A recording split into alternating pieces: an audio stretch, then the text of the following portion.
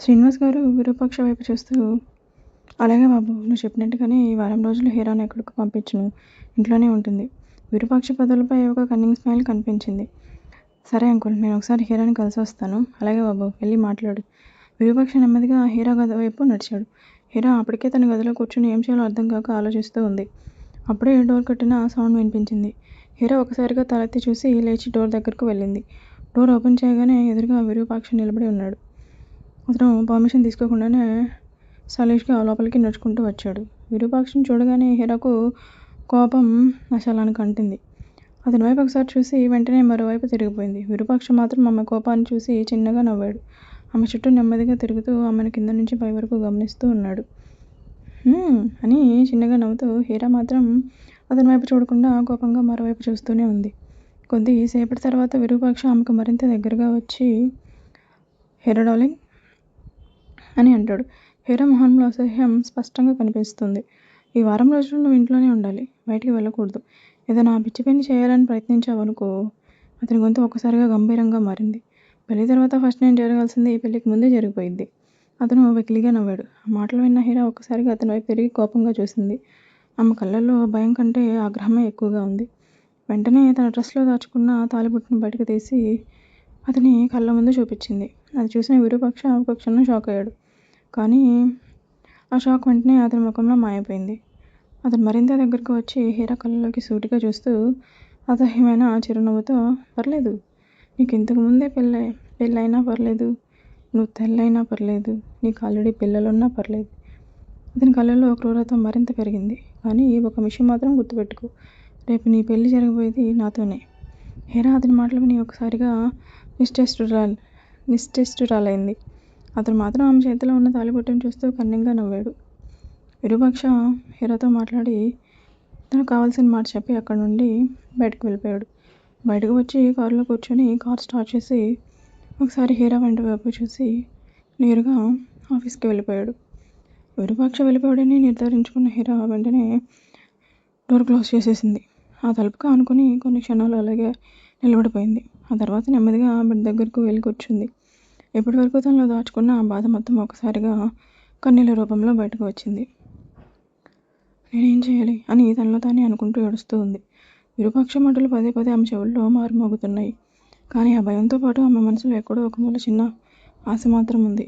ఈ పెళ్లి ఎట్టి పరిస్థితుల్లోనూ జరగదు.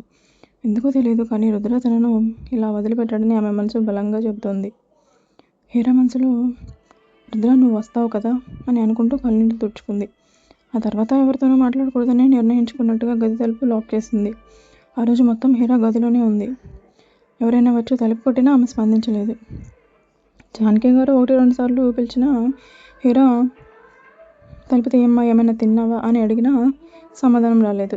శ్రీనివాస్ గారు కూడా ఆమె పరిస్థితిని గమనిస్తూనే ఉన్నారు. కానీ ఆయన మనసులో మాత్రం విరూపాక్ష చెప్పిన మాటలే తిరుగుతున్నాయి. సాయంత్రం అయింది. చాలాసేపటి తర్వాత హీరా తన గది తలుపు తెరిచి బయటకు వచ్చింది. ఆమె ముఖం పూర్తిగా వాడిపోయింది. కళ్ళ చుట్టూ ఏడ్చిన ఆనవాళ్లు స్పష్టంగా కనిపిస్తున్నాయి. ఆమె నేరుగా హాల్లోకి వచ్చి డైనింగ్ టేబుల్ దగ్గర మౌనంగా కూర్చుంది. ఆకలి వేయడంతో కొద్దిగా అన్నం పెట్టుకుని తినడం మొదలుపెట్టింది. కానీ ఒక్క మాట కూడా మాట్లాడలేదు. జానకి గారు ఆమెను చూస్తూనే ఉన్నారు. శ్రీనివాస్ గారు కూడా మౌనంగా ఆమెనే గమనిస్తున్నారు. హీరా మాత్రం ఎవరి వైపు చూడలేదు. తినడం పూర్తయిన వెంటనే లేచి రూమ్కి వెళ్తాను అని కూడా చెప్పకుండా తిరిగి తన రూమ్లోకి వెళ్ళిపోయింది. తలుపు క్లోజ్ చేసేసింది. ఆమె వెళ్ళిపోయిన తర్వాత జానకి గారు తట్టుకోలేక శ్రీనివాస్ గారితో నెమ్మదిగా, ఏమండి, హీరాకు ఈ పెళ్ళి అసలు ఇష్టం లేదనుకుంటా. ఇలా అమ్మాయి మనసుకి నచ్చకుండా పెళ్లి చేయడం మంచిది కాదు కదా అని అంటారు. శ్రీనివాస్ గారు వెంటనే కోపంగా ఆమె వైపు చూస్తారు. నోర్మయ్. జానకి గారు ఒకసారిగా మౌనంగా అయిపోయారు. నాకేం చేయాలో ఏం చేయకూడదో తెలుసు. మన అమ్మాయి ఆ రాక్షసుడి చేతిలో బలైపోవడం కంటే విరూపాక్షని పెళ్లి చేసుకుంటేనే సుఖంగా ఉంటుంది. విరూపాక్ష మనల్ని ఆదుకున్నాడు, మనకు ఇంత మంచి జీవితం ఇచ్చాడు. అలాంటి వాడిని అనుమానించడం కూడా నాకు ఇష్టం లేదు. జానకి గారు బాధగా, కానీ మన అమ్మాయి మనసు కూడా చూడాలి కదండి. శ్రీనివాస్ గారు మళ్ళీ కోపంగా చూడటంతో ఆమెకు ఏమీ మాట్లాడలేకపోయారు. నిశ్శబ్దంగా అక్కడే కూర్చున్నారు. కానీ జానకి గారి మనసులో మాత్రం ఒక ప్రశ్న పదే పదే వినిపిస్తోంది. హీరా నిజంగా సంతోషంగా ఉందా? అదే సమయంలో హీరా గదిలో ఒంటరిగా కూర్చొని కిటికీ వైపు చూస్తుంది. ఆమె కళ్ళల్లో కన్నీళ్లు ఉన్నా ఈసారి ఆ కన్నీళ్ల వెనుక ఒక చిన్న నమ్మకం ఉంది. రుద్ర వస్తాడు. అని. హీరా తన గదిలో ఒంటరిగా కూర్చొని ఆలోచిస్తూనే ఉంది. హీరా మనసులో ఏంటి ఇలా అయిపోయింది నా జీవితం, ఇంతలోనే ఇన్ని మార్పులు ఎలా జరిగిపోయాయి అని ఆలోచనలతోనే ఎప్పటికో నిద్రలోకి జారుకుంది. అటు జానకి గారికి కూడా ఆ రాత్రి సరిగ్గా నిద్ర పట్టలేదు. కూతురి పరిస్థితి తలుచుకుంటూ రాత్రంతా బాధపడుతూనే ఉన్నారు. మరుసటి రోజు రాత్రి ఆలస్యంగా నిద్రపోవడంతో హీరా కొంచెం ఆలస్యంగా నిద్రలేచింది. అదే సమయంలో వందన ఆఫీస్కి వెళ్తూ హీరాని కూడా తనతో తీసుకెళ్దామని అనుకుని వాళ్ళ ఇంటికి వచ్చింది.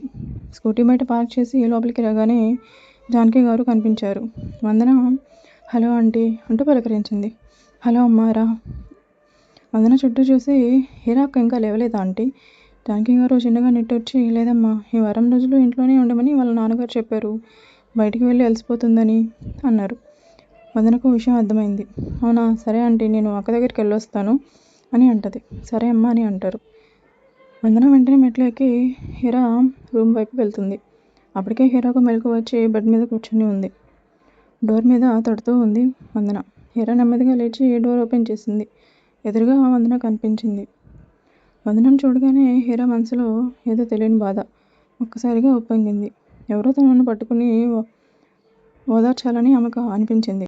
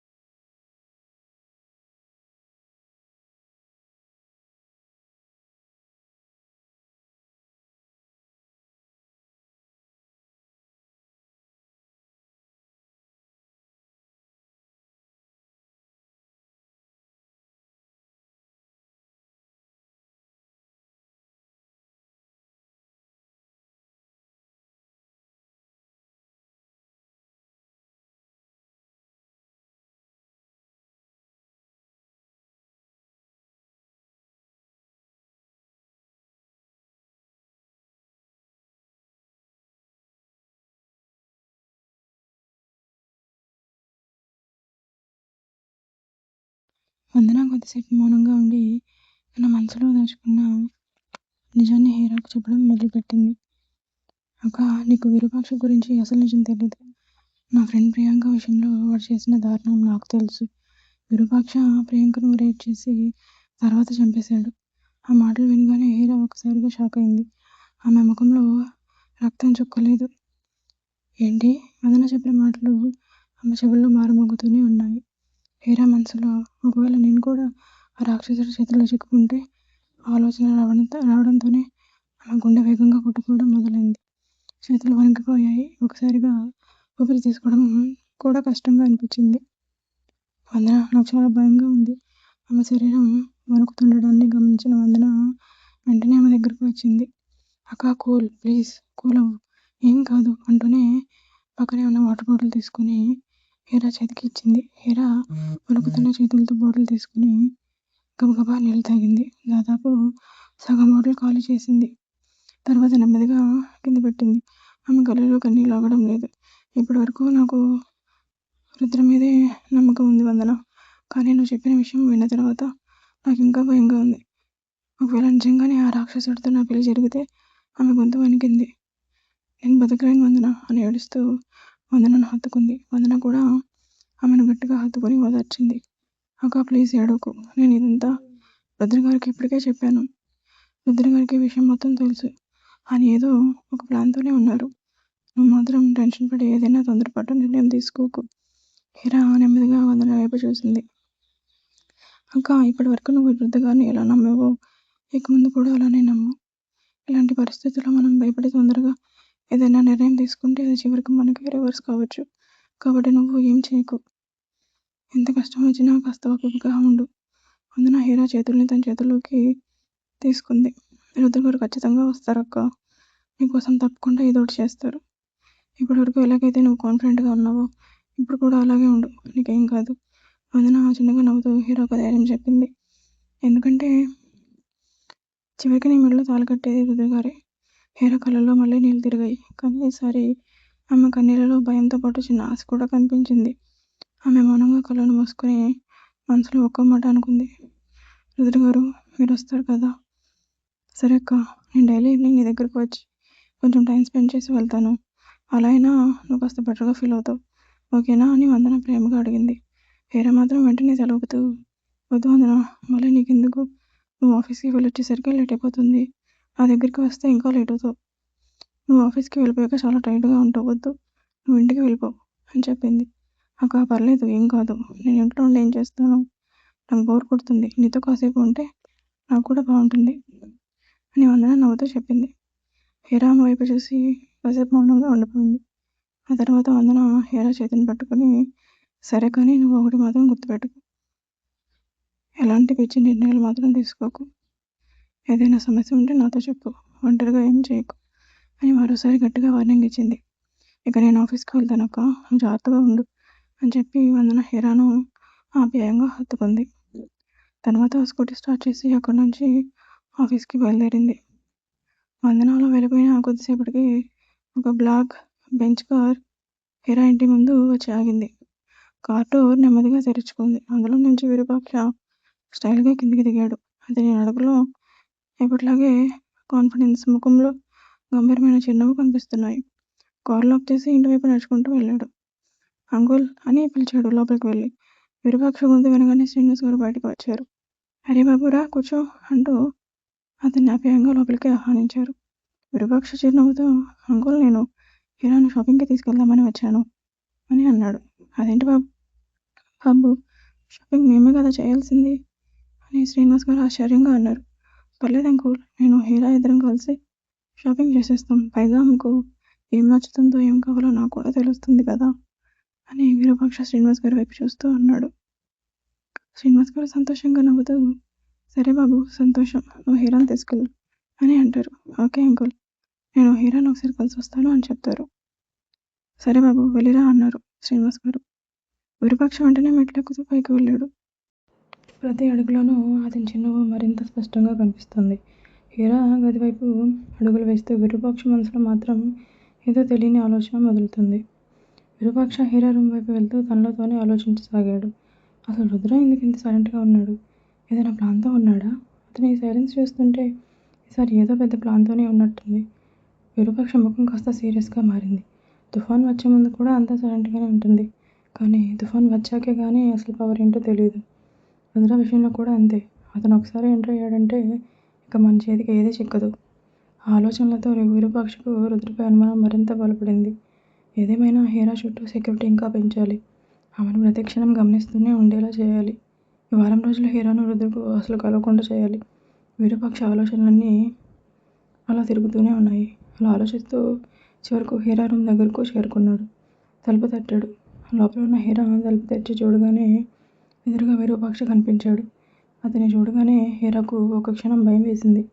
కానీ ఆ భయాన్ని వెంటనే తన ముఖంలో కనిపించకుండా దాచేసుకుంది. ఛీ, ఇతనా అని మనసులోనే విసుక్కుంది. విరూపాక్ష మాత్రం ఆమెను ఒకసారి నిశితంగా చూసి ఎలాంటి పర్మిషన్ లేకుండా లోపలికి వచ్చాడు. హీరా మాత్రం తలుపు దగ్గర నిలబడింది. Hello Heera darling, ready up, షాపింగ్కి వెళ్ళాలి అని విరూపాక్ష సాధారణంగా అన్నాడు. హీరా ముఖం కోపంతో నిండిపోయింది. నేను రాను అని తెగేసి చెప్పింది. విరూపాక్ష చిరునవ్వు నవ్వాడు.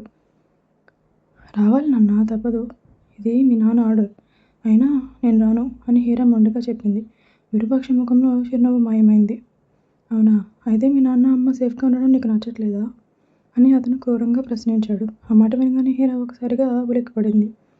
భయంగా అతని వైపు చూసింది. తన తల్లిదండ్రుల గురించి అతను బెదిరిస్తున్నాడని అర్థమైంది.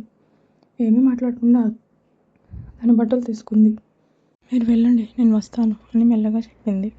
విరూపాక్ష మాత్రం కదలకుండా ఆమెనే చూస్తూ నిలబడ్డాడు. పర్లేదు డార్లింగ్, ఇక్కడే ఉంటే నీకేమవుతుంది, లోపలే కదా స్నానం చేసేది అని వ్యంగ్యంగా అన్నాడు. హీరా అసహనంగా అతని వైపు చూసింది. Sir please. ఓకే ఓకే అని విరూపాక్ష నవ్వుతూ గది బయటకు నడిచాడు. కానీ తలుపు దాటిన వెంటనే మళ్ళీ ఒకసారిగా ఆగాడు. వెనక్కి తిరిగి హీరా వైపు చూశాడు. ఆ చూపులో ఏదో అర్థం కాని భావం ఉంది. కొన్ని క్షణాలు ఆమెనే చూస్తూ ఉండి చివరికి అక్కడి నుంచి వెళ్ళిపోయాడు. విరూపాక్ష అడుగుల శబ్దం దూరంగా వెళ్ళిపోయే వరకు హీరా కదలకుండా నిలబడింది. అతని ప్రవర్తన ఆమెకి ప్రతిసారి మరింత భయంకరంగా అనిపిస్తోంది. అతను పూర్తిగా వెళ్ళిపోయాడని నిర్ధారించుకున్న తర్వాత తలుపు గట్టిగా మూసి వెంటనే లాక్ చేసింది. ఆ తర్వాత హీరా ఊపిరి పీల్చుకుని తన బట్టలు తీసుకుని స్నానం చేయడానికి లోపలికి వెళ్ళింది. హీరా స్నానం చేసి బయటకు వచ్చి కావాలని విరూపాక్షకు చిరాకు తెప్పించాలన్నట్టుగా, ఏదో ఇష్టం లేనట్టుగా చాలా సాధారణంగా ఒక పాత డ్రెస్ వేసుకుంది. జుట్టును కూడా సరిగ్గా సెట్ చేసుకోకుండా చింపిరిగా ఉంచుకొని బలవంతంగా రెడీ అయ్యేటట్టుగా కిందకి వచ్చింది. హీరాను చూసిన విరూపాక్ష ఒక్కసారిగా ఆమె వైపు చూశాడు. ఆమెను అలా చూడగానే అతని చేతి పిడికిలి కోపంతో గట్టిగా బిగుసుకుంది. ఇదంతా కావాలని చేస్తుంది అని అతను మనసులో అనుకున్నాడు. అదే సమయంలో జానకి గారు బయటకు వచ్చి హీరాను చూశారు. హీరా వాళ్ళకం చూసి ఆమె మనసులోని ఏమైంది పిల్లకి, కొంపదీసి ఏమైనా పిచ్చి పట్టిందా అని అనుకున్నారు. శ్రీనివాస్ గారు మాత్రం హీరా వైపు చూసి ఏమనకుండా విరూపాక్షతో సరే బాబు ఇంక మీరు వెళ్ళండి అన్నాడు. హీరా ఎవరి వైపు చూడకుండా గబగబా ఇంటి నుంచి బయటకు వచ్చేసింది. ఓకే అంకుల్ అని విరూపాక్ష చెప్పి అతను కూడా ఆమె వెనకే బయటకు వచ్చాడు. బయటకు రాగానే హీరా కారు దగ్గర నిలబడి అతని కోసం ఎదురు చూస్తుంది. విరూపాక్ష కోపంగా ఆమె దగ్గరకు వచ్చాడు. ఒకసారిగా ఆమెను పట్టుకుని గోడ వైపుకు నెట్టాడు. హీరా ఊహించిన విధంగా జరిగిన దానికి ఉలిక్కిపడింది. విరూపాక్ష ఆమెను గోడకు అదిమిపెట్టి గొంతు పట్టుకుని పైకి లేపాడు. హీరా కళ్ళు భయంతో పెద్దవయ్యాయి. అతని చేతిని ఆమె గొంతు నుంచి విడిపించుకోవడానికి ఎంత ప్రయత్నించి ఆమె బలం సరిపోలేదు. విరూపాక్ష కోపంగా ఆమెను చూస్తూ ఏంటి నాటకమా, ఏంటి డ్రెస్సు అని కోపంగా అడిగాడు. హీరా ఏమీ మాట్లాడకుండా అతని వైపు భయంగా చూస్తూ ఉంది. విరూపాక్ష ఆమెకు మరింత దగ్గరగా వచ్చి క్రూరంగా అయినా పర్లేదు, నువ్వు బట్టలు లేకుండా రావాల్సి వచ్చినా నేను తీసుకెళ్తాను అని బెదిరించాడు. ఆ మాటలు విన్న హీరా భయంతో కళ్ళు గట్టిగా మూసుకుంది. విరూపాక్ష వెంటనే ఆమె గొంతు దగ్గర నుంచి చేయి తీసేశాడు. ఆమెను వదిలేయడంతో హీరా గోడకు ఆనుకుని ఆయాసంగా ఊపిరి పీల్చుకుంది. నోరు మూసుకుని కారెక్కు, చేసిన నాటకాలు చాలు గాని అని విరూపాక్ష కోపంగా అన్నాడు. ఆమె చేతిని పట్టుకుని కారు దగ్గరకు లాక్కెళ్ళాడు. కార్ డోర్ ఓపెన్ చేసి హీరాను లోపలికి నెట్టాడు. హీరా మౌనంగా కారులో కూర్చుంది. విరూపాక్ష మాత్రం డోర్ మూసి ముందు మరోసారి ఆమె వైపు కోపంగా చూశాడు. హలో అండి, నెవర్ ఎండింగ్ లవ్ ఇక నుంచి డైలీ ఇస్తాను. కొంతమంది కామెంట్స్ చేశారు, వాళ్ళ కోసమన్నా డైలీ ఇస్తాను. అండ్ అలాగే పిచ్చివాడితో పెళ్ళి చాలా బాగుంటుంది స్టోరీ, కొత్తగా ఉంటుంది. అండ్ అలాగే నాకు చాలా ఇష్టం ఆ స్టోరీ. నెవర్ ఎండింగ్ లవ్ కన్నా అదే చాలా బాగుంటుంది, ఒకసారి వినండి. ఎవరు అసలు చూడట్లేదు, దానికి అసలు వ్యూసే రాలేదు.